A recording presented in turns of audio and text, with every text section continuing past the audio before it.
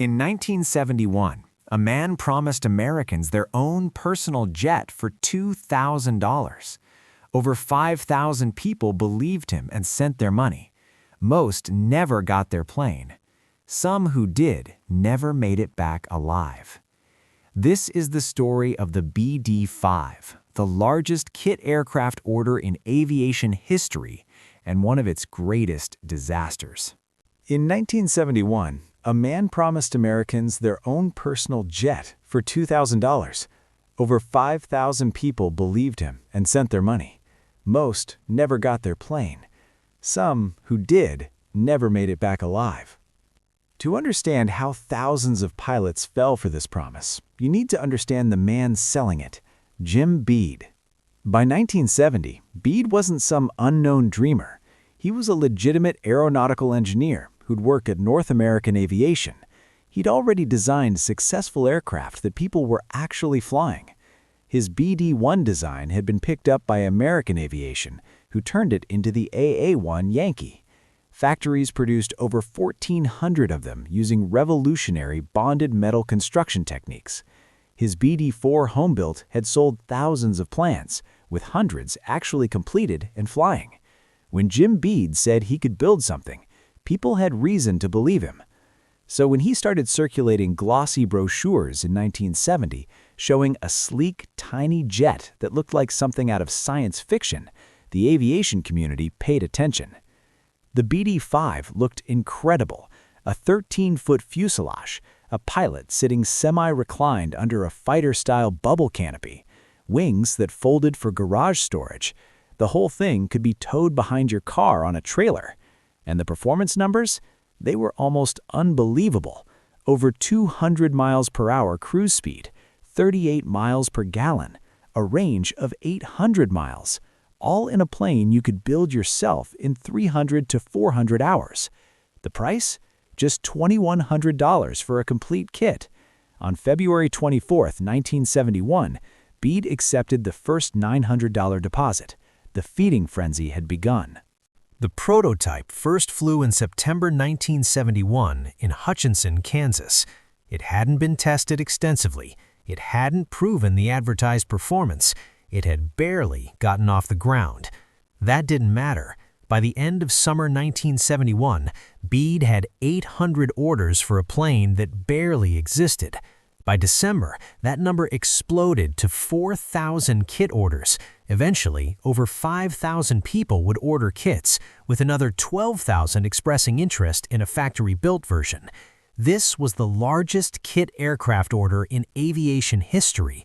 While Boeing and Cessna had sold more planes overall, no home-built aircraft had ever captured this level of demand. Aviation magazines published glowing articles. Bede appeared at air shows with the prototype, drawing massive crowds. The media coverage was relentless. This was going to democratize aviation. Finally, the everyman could own a jet. People weren't just interested, they were writing checks, sending money orders, draining savings accounts, all for a plane that existed mostly on paper and in Jim Bede's promises. The problem? Building an actual aircraft to match those promises was going to be nearly impossible, and Jim Bede was about to find that out the hard way. The BD-5's beautiful design had one fundamental flaw that would doom everything. It needed an engine that didn't exist. The specifications required something that weighed less than 100 pounds but produced 65 to 70 horsepower. In the early 1970s, that was essentially impossible with existing technology. Bede started with a 36-horsepower Polaris snowmobile engine in the prototype. It was immediately clear this wouldn't work. The plane was dangerously underpowered. He switched to a Kiefer engine. It proved extremely unreliable, failing constantly during testing. Next came Hirth engines from Germany, available in 40, 65, and 70 horsepower. Finally, something that seemed promising. Bede started shipping kits with the expectation that Hirth engines would be available. Then, disaster struck. In 1974, Hirth expectedly went bankrupt. About 500 engines had shipped. That was it. Now Bede had a huge problem. Thousands of customers had ordered kits, many had already received incomplete packages, and the engine that was supposed to power them had just disappeared. His solution? Find another engine. He selected a Zenoa engine from Japan. The development timeline? 9 months, he promised. The reality? Over 3 years, and when it finally arrived, it still didn't work properly. Meanwhile, customers were stuck.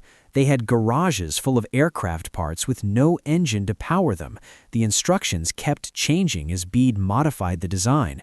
Early kits had different specifications than later ones. Nothing was standardized. Nothing was finished. And Bede kept taking deposits, kept shipping incomplete kits, kept promising that the engine situation would be resolved soon. The money kept flowing in, but actual flyable aircraft? Those weren't flowing out. Opening a BD-5 kit in the mid-1970s was an exercise in frustration and confusion. Parts were missing. Manuals were incomplete or outdated. The design specifications in your instruction book might not match the parts you received. Plans were constantly being revised as the day tried to fix problems, but those revisions weren't always sent to existing customers. The earliest kits shipped with short A wings. These were dangerously inadequate. All 4 aircraft completed with these wings crashed on their first flight.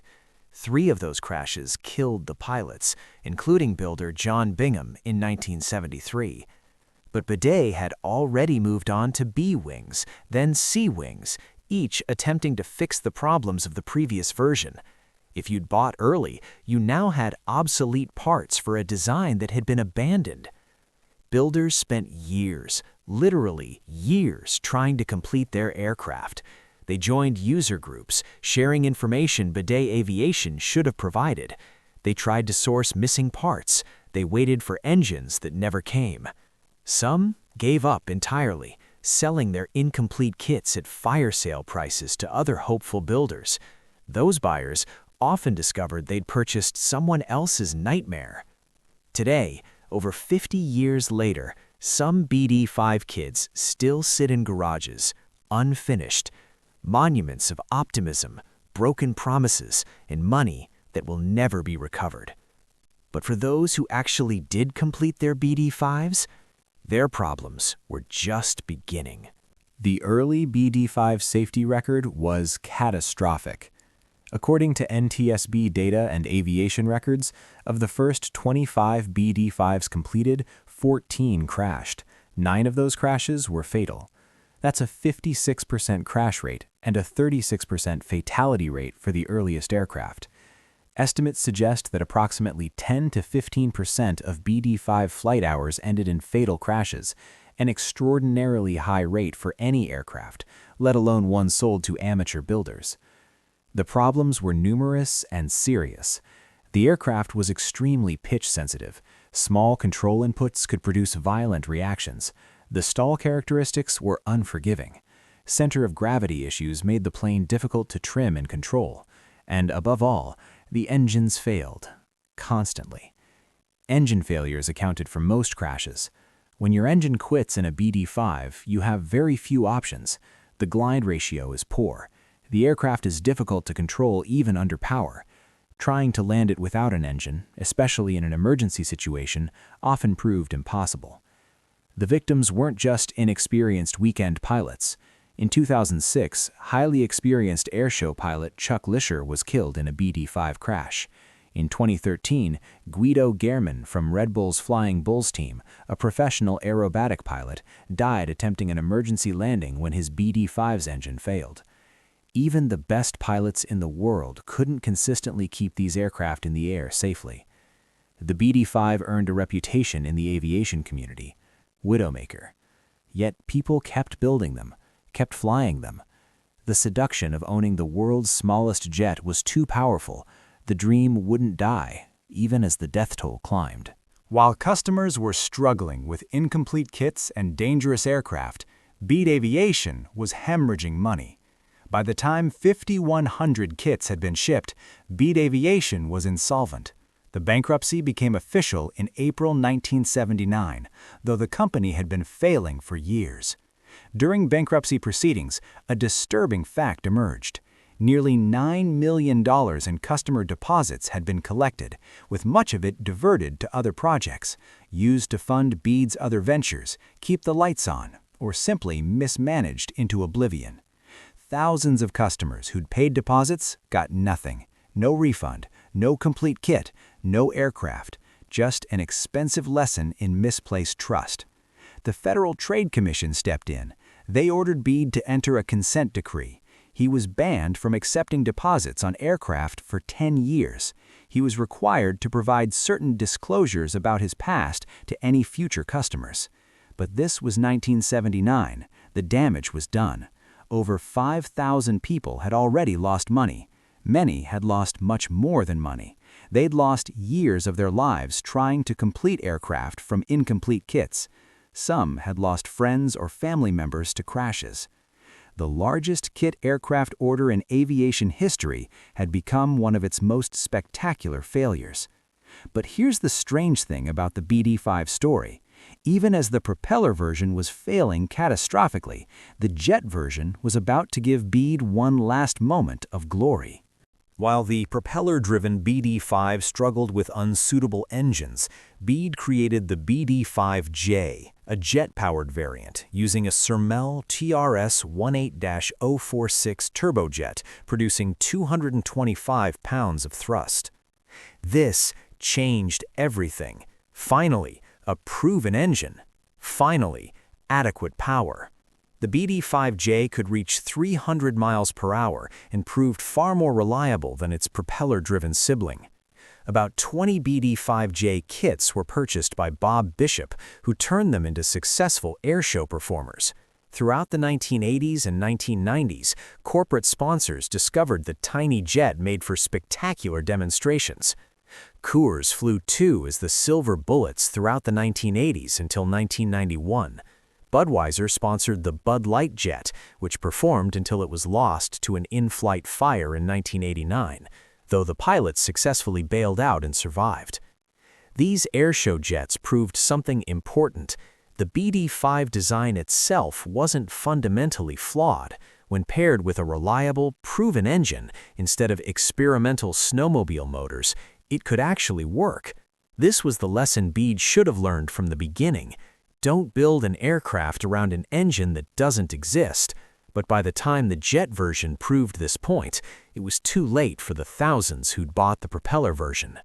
And then, in 1983, the BD-5J got its moment of worldwide fame. The opening sequence of Octopussy is one of the most memorable in James Bond history. Bond escapes in a tiny jet, flying through a hangar as doors close behind him. That jet was the BD-5J. The aircraft was originally planned for the 1979 film Moonraker, but the sequence was scrapped. 4 years later, it got its moment. Corky Fornoff flew the BD-5 for the wide shots. The famous hangar sequence used a mixture of real flight, a full-scale BD-5 mounted on a Jaguar for close-ups, foreground miniatures, and a 1/12 scale model. For 90 seconds, the BD-5 was the coolest aircraft in the world. Millions of moviegoers saw it scream across the screen. The tiny jet that had caused so much misery was now an icon. The aircraft even made a cameo appearance in the 2002 Bond film Die Another Day, hanging in Q's workshop as a piece of spy history. For most of the public, this is all they know about the BD-5, the sleek jet from the Bond film. They don't know about the crashes, the deaths, the financial devastation, the broken promises. That 90-second sequence is the BD-5's greatest legacy and its greatest lie. It showed what the aircraft could be in perfect conditions with a professional pilot and a proven engine. It didn't show the years of failure that led to that moment. So what went wrong? How did an experienced aircraft designer with successful planes behind him create such a disaster? Jim Bede made a series of critical mistakes, each compounding the others. First, he marketed the aircraft before solving its fundamental engineering problems. The BD-5 needed an engine that didn't exist. Rather than developing that engine first, he sold thousands of kits and promised it would be figured out later. Second, he chose unproven, experimental engines to meet impossible weight requirements. Every engine he selected either failed or disappeared. A conservative approach, using an existing, proven engine, even if it meant compromising on weight or performance, would have saved lives and his company. Third, he used customer deposits as operating capital. Money meant for building kits was diverted to other projects. This is fraud, plain and simple. Fourth, the design kept changing while kits were being shipped. Early customers received parts that were obsolete before they could even build them. Fifth, he overpromised on everything: build time, cost, performance, all wildly optimistic. When reality didn't match the brochures, he just kept selling and making new promises. The FTC consent decree in 1979 was too little too late. Thousands had already lost their money and their trust. And here's the most disturbing part. After the FTC ban expired in 1989, Bede did it again. He launched the BD-10 supersonic jet project in the 1980s. It ended in bankruptcy in 1990 and resulted in multiple fatal crashes, including his own test pilot. He had learned nothing. Today, the BD-5's legacy is complicated. Between 250 and 300 were ever completed out of 5,100 kits sold. About 150 were still airworthy as of 2002. That's a tiny number compared to the thousands who believed in the dream. But something interesting happened after the bankruptcy. Companies formed to support BD-5 builders with better knowledge, better parts, and better engines. Keith Hinshaw organized Bede Micro Aviation and successfully adapted a turbocharged Honda automobile engine. Modern Rotax 582s finally gave the design the reliable power it always needed. The BD-5J held the Guinness record as the world's smallest jet for over 25 years, until it was broken around 2000. Some BD-5s are even used by the U.S. Department of Defense as cruise missile surrogates for testing. A small, dedicated community of pilots still flies BD-5 successfully. They've solved the engine problems. They understand the aircraft's quirks and limitations. In their hands, the BD-5 finally became what Bede promised. Though it took decades longer than 300 hours to build, cost far more than $2,000, and required extensive modifications. The BD-5 disaster influenced how kit aircraft regulation evolved. The FAA and FTC increased scrutiny on deposit practices in kit sales throughout the 1980s, making it harder for future manufacturers to repeat the mistakes of Bede. The design itself was innovative. The marketing was brilliant.